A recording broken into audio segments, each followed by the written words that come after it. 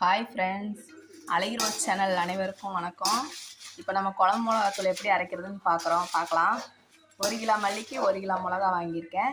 உங்களுக்கு கம்மியாக தேவைன்னா நீங்கள் வந்து 3/4 கிலோ இல்லைன்னா கிலோ காரம் உங்களுக்கு தேவையோ அதுக்கு தகுந்த மாதிரி போட்டுக்குங்க. இப்போ வந்து நம்ம மிளகா வறுக்கிறோம், அது கூட பச்சை கருவேப்பிலை போட்டு வறுக்கிறேன். பாருங்கள், மிளகா வறுக்கையில் சிம்மில் வச்சுக்கோங்க. அடுப்பை வந்து ரொம்ப ஸ்பீடாக வச்சு வறுக்காதீங்க, கறியும். நல்லா கிளறி விட்டுட்டே இருங்க மிளகாயை. அதுக்கு கருவேப்பிட்டோம்னா மணமாகவும் நல்லாயிருக்கும். மிளகா எல்லாருக்கும் யூஸ் பண்ணலாங்க. குழம்பு கிரேவி கூட நான் செஞ்சுருக்கேன், செமட்டாக இருக்கும். கிரேவி இதை மசாலா மட்டும் போட்டாலே போதும், பள்ளிப்பாளையம் டேஸ்ட்டு வரும். செஞ்சுட்டேன், ட்ரை பண்ணி பாருங்கள். இல்லை நான் அரைச்சி டேஸ்ட் நல்லாயிருக்கும். நீங்கள் இந்த இப்போ வாங்கினா கொஞ்சம் முதலெல்லாம் பணம் இருக்கும், வாங்கி அரைச்சிங்க. ஒரு 2 மாதத்துக்கு வரும். மிளகா வறுக்கையில் நல்லா கிளறி விடணும். பார்த்தீங்கன்னா ஒவ்வொன்று பாருங்கள், இங்கே பாருங்கள், கருப்பாயிட்டுக்கு பாருங்கள். அந்த மாதிரி கருகிடக்கூடாது. பாம்போடே நீங்கள் போட்டுக்கலாம் மிளகாயை. நல்லா கிளறி விட்டுட்டே இருக்கணும், சிம்மில் வச்சுக்கணும், இல்லைன்னா கருகிடும்.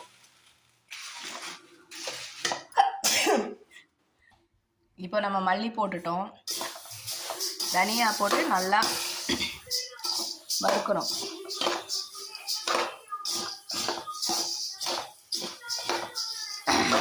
நல்லா கிளறி விட்டுட்டே இருங்க. நல்லா ரோஸ்ட்டாக நல்லா வறுக்கணும்.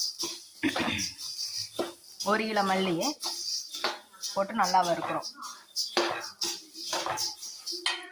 மல்லி வறுக்கும்போது ஒரு மனம் ஸ்மெல் வரும். நல்ல ஸ்மெல் வரையில இறச்சிடலாம். கருக விடாமல் நல்லா கிளறி விட்டுட்டே இருக்கணும். இந்த வாசனை வரும்போது நல்லா வறுபட்டுருச்சு. இப்போ நம்ம இறக்கிடலாம். 100 கிராம் மிளகு, 100 கிராம் அப்புறம் இப்போ பாருங்கள், பட்டுன்னு வெடிக்கிறாங்க பாருங்கள். நல்லா பட்டுன்னு சவுண்டு வரும், பொரியிற மாதிரி.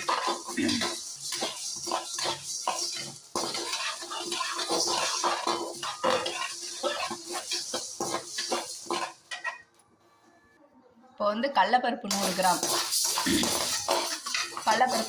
வறுக்கிறோம். கடலைப்பருப்பு 100 கிராம், அடுத்து துவரம்பருப்பு 100 கிராம் போடணும், வறுக்கணும். இப்போ துவரம்பருப்பு வறுக்கிறோம் பாருங்க, 100 கிராம் துவரம்பருப்பு.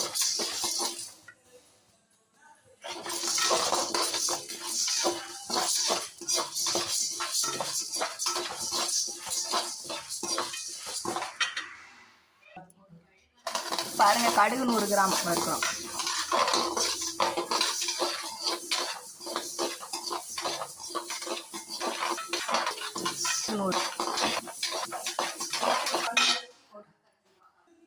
இப்போ சோம்பு 100 கிராம் போடுறோம்.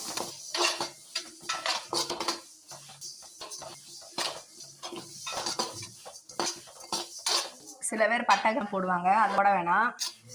நம்ம வந்து எல்லா புளி குழம்புக்கெல்லாம் யூஸ் பண்ணுறோம், எல்லா குழம்புக்கும் யூஸ் பண்ணணும்.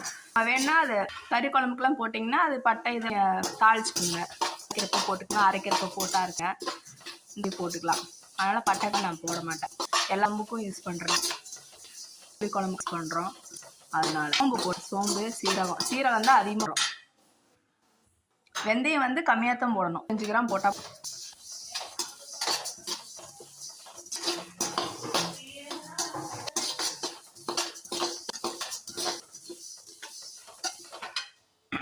இப்போ நம்ம சீரகத்தை போட்டாச்சு. சீரகம் மட்டும் பாருங்க அதிகமாக இருக்கும், 200 போடணும் கிலோ. அப்போ நல்லா மணமாக இருக்கும் மசாலா. மெயினாக கருவேப்பிலை மறந்துடாதீங்க, வாசனை தான். சீரகம் தான் நல்லா வாசனை. அதனால் இப்போ சீரகம்லாம் வந்து லேசாக வறுத்தா போதும், கருகிரும். நல்லா கிண்டி விட்டுட்டே இருந்துட்டு இறக்கிடுங்க. வெந்தயம் கம்மியாக போட்டுக்கணும், வெந்தயம் மட்டும். உளுந்தெல்லாம் சேர்க்க வேண்டாம். சில பேர் உளுந்து போடுறவங்க போடுவாங்க, நான்லாம் போட மாட்டேன். பச்சரிசி போடணும் கொஞ்சமாக, 100 கிராம் போடலாம். அப்போ வந்து நமக்கு குழம்பு நல்லா திக்னஸாக இருக்கும் குழம்பு.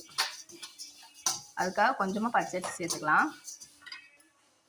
பாருங்கள் வெந்தயம் பாருங்கள் அளவாக கசுறேன். வெந்தயம் மட்டும் வேலை சேர்த்துக்கோங்க.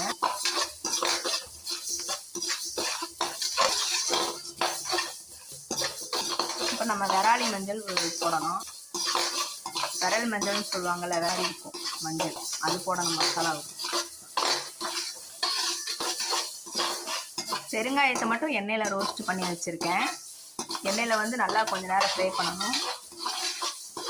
கடலை எண்ணெய் ஊற்றி அதில் ஃப்ரை பண்ணி எடுத்து வச்சுருக்கேன், காமிக்கிறேங்க. கட்டி பெருங்காயம் தான் வாங்கணும், அது நல்லா நயமாக இருக்கும்.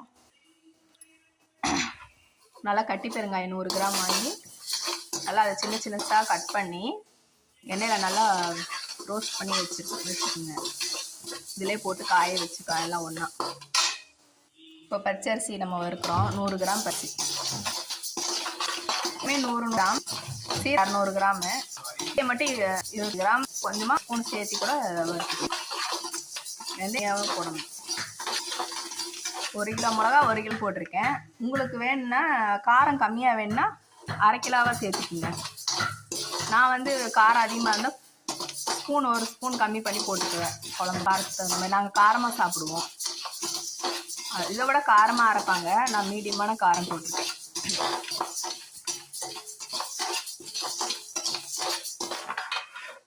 உங்களுக்கு காரம் கம்மியாக வேணுன்னா மிளகா கம்மி பண்ணி போட்டுக்குங்க. அரைச்சி டேஸ்ட் பண்ணி பார்த்துட்டு எப்படி இருக்குன்னு சொல்லுங்கள், கமெண்ட்ஸில் சொல்லுங்கள். பச்சை அரிசி வந்து நல்லா பொரிஞ்சு வரும், பொரி மாதிரி பாருங்கள். வறுக்க அப்படியே லைட்டாக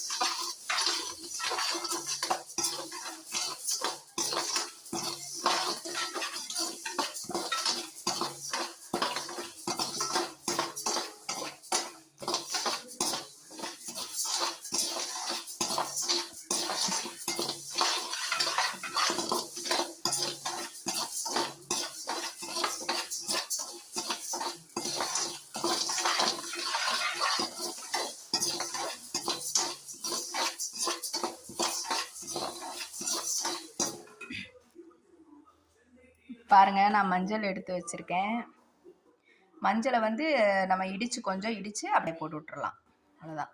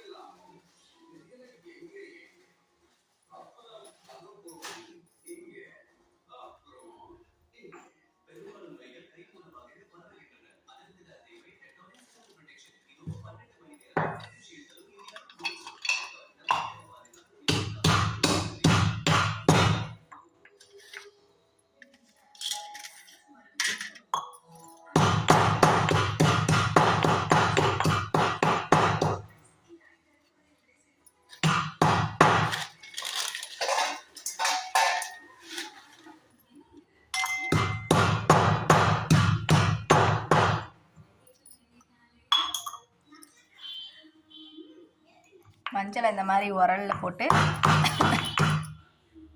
இடிச்சுக்கலாம். ஓரளவுக்கு இடித்தா போதும். பார்த்திங்கன்னா மஞ்சளை நல்லா கொஞ்சம் இடித்து நொறுக்கி வச்சுருக்கேன். இப்போ பாருங்கள் பெருங்காயத்தை எப்படி ரோஸ்ட் பண்ணி வச்சுருக்கேன். எண்ணெயில் வந்து நல்லா கிளறி விட்டு முறுக்கு மாதிரி ரோஸ்ட் ஆகிடுச்சு பெருங்காயம். கட்டி பெருங்காயம் தான் வாங்கணும், அதான் நயம் நம்மளுக்கு நல்லா வாசனையாக இருக்கும். பெருங்காயம், கருவேப்பிலை, சீரகம் நல்லா மணமாக இருக்கும் போட்டோம்னா. கட்டி பெருங்காயம் வாங்கி இந்த மாதிரி சின்ன சின்னதாக கட் பண்ணி எண்ணெயில் போட்டு இதை மட்டும் எண்ணெயில் நல்லா ரோஸ்ட் பண்ணிடுங்க. வாங்க போய் மேலே காய போடலாம் நம்ம. இப்போ பார்த்திங்கன்னா மேலே வந்துட்டோம். வெயில் அடிக்குது லைட்டாக, தெரியுதுங்களா? இப்போ வந்து நம்ம காய வைக்கிறோம் பாருங்கள். மல்லி மிளகாலாம், மல்லி மிளகாயை காய வைக்கிறோம். ரேஷன் புடவை ஒன்று இருந்துச்சு, அதிலே விரித்து இப்போ காய வைக்கிறோம். நல்லா வெயில் காஞ்சோடனே சாரமாக போய் மாவு மில்லில் போய் அரைச்சிக்கலாம். காஞ்சிரும், மிளகாயெல்லாம் நல்லா காஞ்சிரும். எல்லாமே ஒன்றா கொட்டி காய வச்சுக்கலாம்.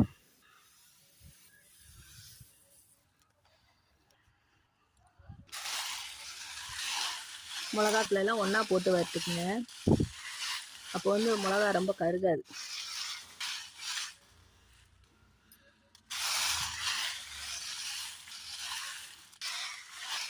பெருங்காயம் மஞ்சள் மட்டும் விடலை போட்டோம். இப்போ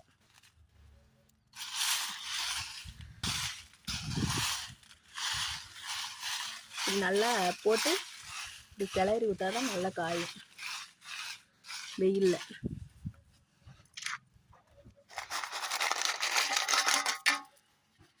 பெருங்காயம் எல்லாம் போட்டுவிட்டேன். அப்புறம் நல்லா காஞ்சதுக்கப்புறம் சாயந்தரம் போய் அரைச்சிக்கலாம்.